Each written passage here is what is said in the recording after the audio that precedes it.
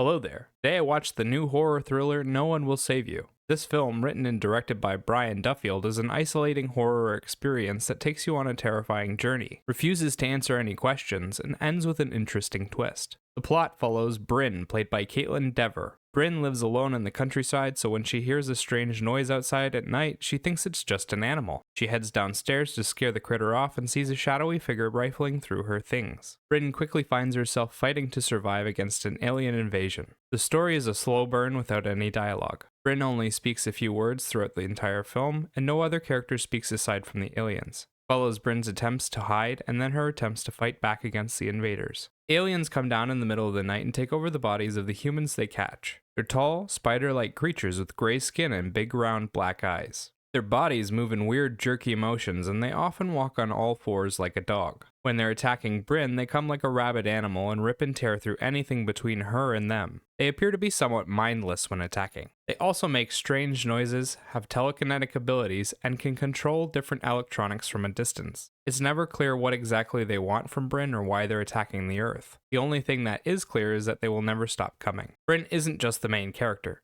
She's the only character. Whether or not she will survive is the only real question the film attempts to answer, and it works wonderfully as a main storyline. She doesn't stand much of a chance against the aliens, so she has to beat them through trickery and subterfuge. We see her finding different ways to hide from them and just barely managing to slip through the cracks. The story is a bit fantastical, but it follows a fairly consistent and logical path. They establish early on what the aliens can do and how to kill them. They keep things exciting by having different types of aliens show up every 20 minutes or so and having her face off against each of them. The only real problem I had with the story was how feral the aliens were. If they can travel vast distances across space, why don't they have clothes and why do they attack like animals? The intelligence levels just don't line up that well. Cast-wise, this film has one lead actor, some stuntmen for the aliens, and a bunch of extras. Caitlin Dever does most of the film as Bryn, with a few flashbacks showing Elizabeth Kaluev as a young Bryn. Caitlin Dever gets 90% of the screen time or more, and does a wonderful job of carrying the story on her back. Her reactions make the tense moments into great horror sequences. We watch as she tearfully attempts to evade the aliens and deal with the horrors they inflict upon the world. As the film goes on, she becomes more ragged and deranged, until finally she seems like a broken woman ready to accept defeat. With her face and body language, she manages to tell two stories and does a wonderful job of the emotional journey. The physical acting in this film is fantastic. Visually, the film relies on one location, a bunch of CGI work for the aliens, and focuses on scary situations and tense scenarios. The entire story takes place at Bryn's home, in the surrounding areas on the roads, at her neighbor's house, and there are a few scenes in the town nearby. It's simple sets and locations, with the most impressive scenes being the ones with the aliens running around and destroying the environment.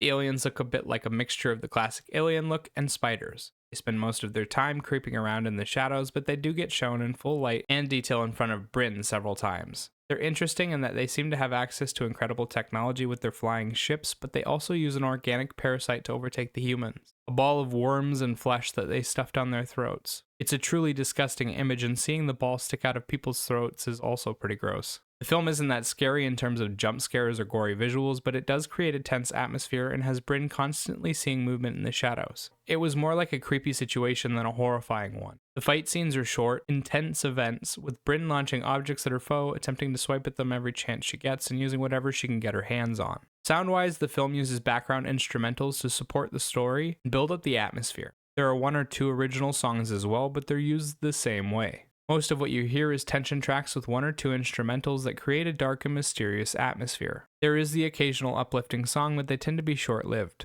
Music ends up playing a bigger role in this film due to the lack of dialogue. It feels like the music sets the mood for each scene and helps us understand what's going on. That said, it did sound quite generic, and most of the tracks are forgotten the second they pass your ear. They don't use a lot of music, often allowing the scene to sit silently while Dever works. Music also isn't that loud, tends to fade into the background a bit as you focus on Bryn's struggle. Overall, No One Will Save You is an interesting take on the horror survival genre. The film makes use of a small cast, with few locations, and yet it manages to tell a great tale about Bryn's survival. Music backs up the tension and builds out the atmosphere, and the visuals focus on eerie situations and watching Bryn creep around trying to avoid the aliens. The soundtrack could have stood out more, but the rest of the film is really well done. The story is a bit simple, so if you want something more complex, this won't do, but it does have a solid journey with good acting, visuals, and soundtrack. As for a rating, I'd give this film an 8 out of 10. Remember, these are just my thoughts on the film. Let me know what you think about it in the comment section down below. Bye-bye!